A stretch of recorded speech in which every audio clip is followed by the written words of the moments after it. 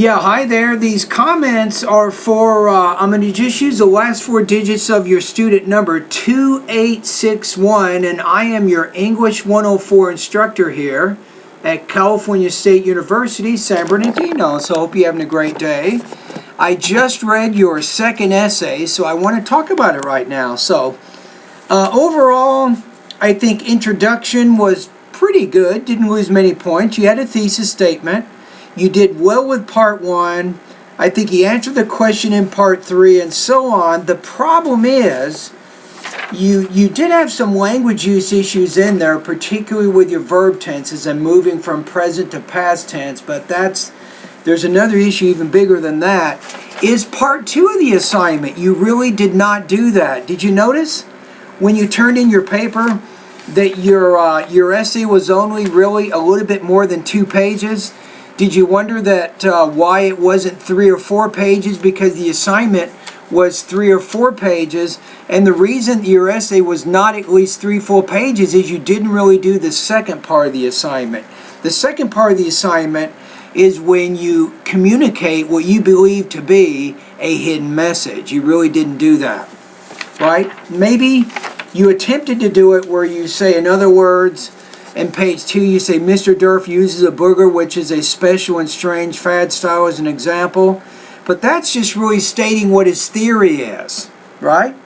You're not really stating what his hidden message is.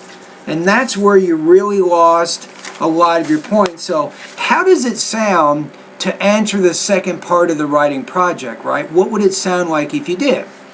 So I'm going to read an essay from another student in the class who did a really good job on part 2. Notice here, if you look at it, this whole paragraph here, you have this paragraph here, then the one below. Both of these paragraphs are focused on the second part of the writing project. Notice too, his paper, because he did fully develop that, it's really 3.5 pages. So let me just read you what he wrote, and that'll give you an idea of how you might answer the second part of the question. So the student says, in addition to Durf having a theory of how fads become popular, he also has a hidden message about peer pressure because of his experiences in high school. In high school, Durf was a friend with the serial killer Jeffrey Dahmer, and both were victims of peer pressure.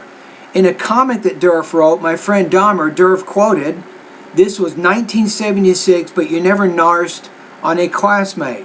This quote was explaining why Durf never asked any adults to help Dahmer with his problems, because everybody had a principle of keeping things to themselves, and Durf did not want to be the one to break it. Another reason why Durf picked peer pressure is because his friend Dahmer was peer pressured to do embarrassing things by his friends. In the same comment, Durf wrote, "Me and a few friends encouraged him to act up." This quote shows how Durf was peer pressured to do embarrassing things for his friends' entertainment. For these reasons, Durf chooses peer pressure as his hidden message because he felt guilty that if it weren't for the peer pressure, Dahmer could have gotten the help that he needed, right? So that's very good. The student got a 94 overall in the project. Your score is 70. So your score lowered a lot because you really did not answer that second part of the writing task. Now, let's continue on. The writer also talks about the hidden message in another paragraph. So the writer says, the hidden message of peer pressure that was discussed in the previous paragraph can be found in the second and third comic strip boxes of the city. In the second comic strip box, Durf stated, when Tabitha Soren read the MTV News with a booger on her nose, which caused 50 million high school students to blindly follow suit. Durf uses the word blindly to indicate that these high school students didn't have any idea why they did it, only that they gave in to peer pressure of trying to blend in. In the third comic strip box, Durf explains how people that lost their popularity made an attempt at hypnosis by also following the fad. This is another reference to peer pressure because since the unpopular people weren't being noticed, they all copy what the popular people were doing in order to blend in. The following reasons are how Dirk put his hidden message in the comic. And that's it. So this student had 2 strong paragraphs focusing around part 2 of the writing project, and you didn't really do that. So that's really the main reason, one of the main reasons you got the score that you did on this project. So if you look at the grading rubric when you get it back, for part 2 you had a score of 1, and because you had a score of 1 in part 2, when it goes to depth, with strong appropriate examples, data, experiences, I also scored you in the 2 area there because you really didn't develop that part of the writing project. Also, if you go to sentence style and errors, I gave you 3 out of 5 in both of those categories. And one thing I want to point out that you had trouble with. Okay, if you notice on page 2, the paragraph that had the most problems with your language use, it was when you say 2 years ago in Beijing. That. Now, once you say 2 years ago, that particular phrase, that forces what's called the simple past verb tense. Why? Because you're talking about an action that has a beginning and end in the past, so the past tense was more appropriate for all the verbs in that paragraph. So because you started off with past, you said it appeared a new fad of LV bag for young girls. It started from some of the movie stars. Then the girl fans began to imitate their idols, and more young girls bought the same LV bag. So far you are consistent. But then you said, even I found some of my friends almost have the same bag, and they always persuade me to buy it because they think. So if you had kept all the verbs in the past, that paragraph would have worked together.